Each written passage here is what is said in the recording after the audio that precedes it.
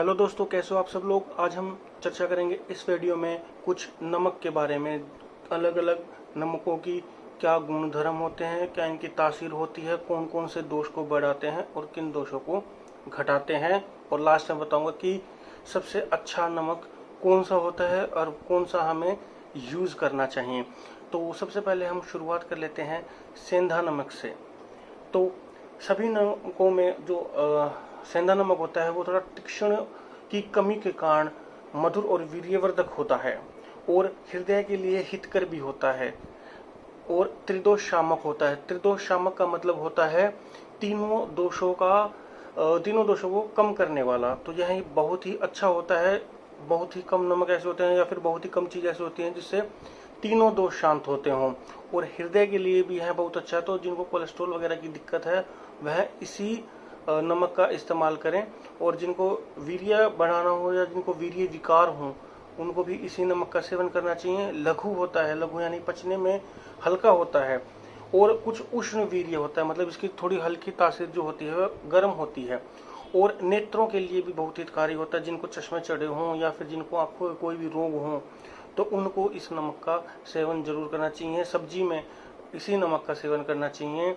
और अविदाही होने पर भी यह जठर अग्नि को प्रदीप्त करता है, यानी कि यह जठर अग्नि को बढ़ाता है। उसके बाद जो नमक आता है वह है विड यानी कि वीर्या नमक। इस नमक के बारे में चर्चा करते हैं। शायद आपने इसका नाम सुना हो या नया सुना हो, लेकिन यह पंसारी की दुकान पर मिल जाता है। तो इसका जो सेवन करने से जो कफ होता है ऊपर की ओर से निकलने लगता है, जो बलगम बनने लगती है हमारे शरीर में वह ऊपर की ओर से निकलती है। और अपान वायु नीचे की ओर से निकलने लग जाती है, यानी कि जो गैस पास होती है। तो कहने का मतलब होता है गैस जो वायु होती है और कफ, इन दोनों का अनुलोमन करता है, यानी कि वात और कफ नाशक है। जठर अग्नि को प्रदीप्त करता है। मल और मूत्र की रुकावट को दूर करता है, यानी कि जिनको किडनी की समस्या हो वह इस नमक का इस्तेमाल करें सब्जी वगैरह में। और जिसको कब्ज वगैरह आदि की भी शिकायत हो वह भी इसी नमक का इस्तेमाल करें। और आना और विष्ठिम आंतों की जो रुकावटें होती हैं, आंतों के जो रोग होते हैं और जो शूल यानी कि दर्द होता है पेट आदि में, या फिर भारीपन आ जाता है, कई बार पेट में जकड़न हो जाती है, तो ऐसे स्थिति में भी हमें विड नमक का इस्तेमाल करना चाहिए। विड नमक के बारे में ये कुछ गुण थे। और अगला अब जो नमक आता है वह है सौवर्चल नमक। तो यह सौवर्चल नमक, आपने इसका नाम सुना होगा शायद। तो इसी को सज्जी खार कहते हैं। यह लघु होता है यानी कि हल्का होता है और हृदय के लिए भी यह हितकर होता है और यह सुगंधित भी होता है। और जो डकार आती है उसको शुद्ध करने वाला होता है, यानी इजीली डकार आ जाती है। विपाक में कटु विभाग यानी कि पाचन, मलमूत्र की रुकावट को वैसे ही जो पिछले वाले नमक में बताया था उसको हटाने वाला था, जठर अग्नि को प्रदीप्त करने वाला था। और यह रुचिकारक भी होता है। रुचिकारक यानी कि भूख को बढ़ाने वाला। भूख को बढ़ाने के लिए जैसे कि अदरक के ऊपर नींबू छिड़ककर इस नमक का भी इस्तेमाल कर सकते हैं।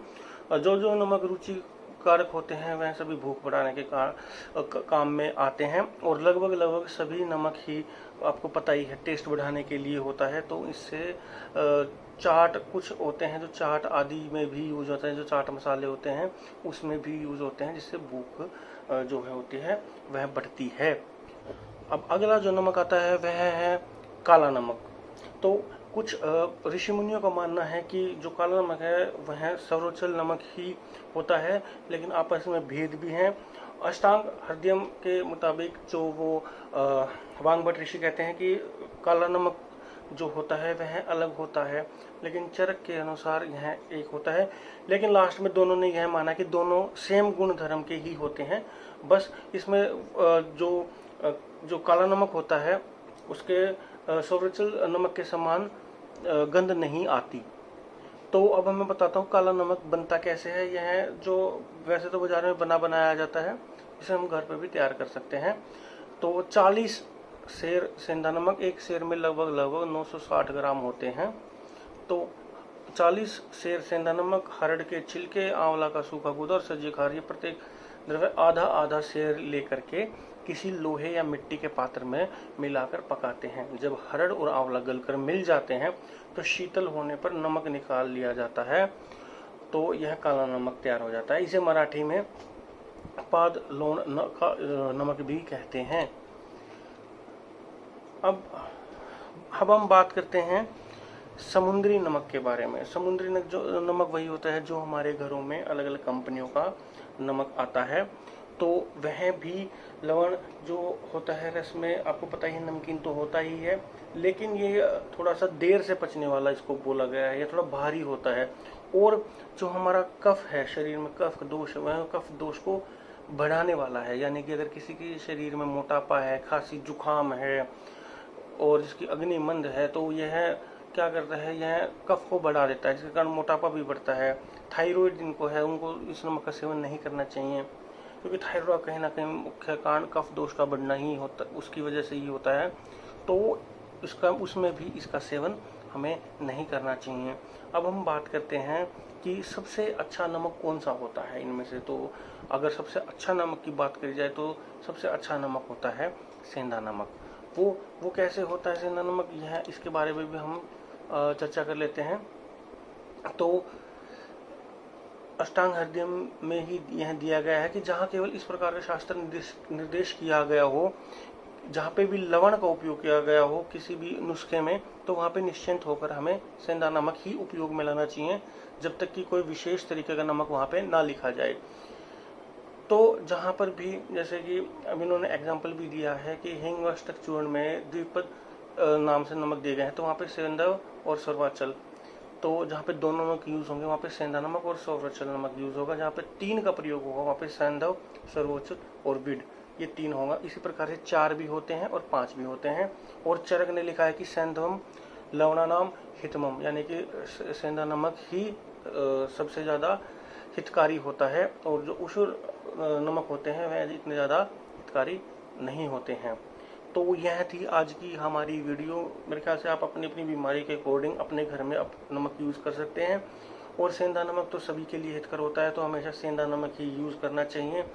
यह बहुत सारी बीमारियों को ठीक करता है, तीनों दोषों को कम करता है। तो यह जानकारी आशा करता हूँ आपको अच्छी लगेगी। तो अगर आपने अभी तक हमारे YouTube चैनल को सब्सक्राइब नहीं किया है तो अभी लाल बटन दबाकर सब्सक्राइब करें और वीडियो को लाइक एंड शेयर करें। अगर कोई चीज़ समझ में ना आई तो आप कमेंट के माध्यम से हमसे पूछ सकते हैं। धन्यवाद।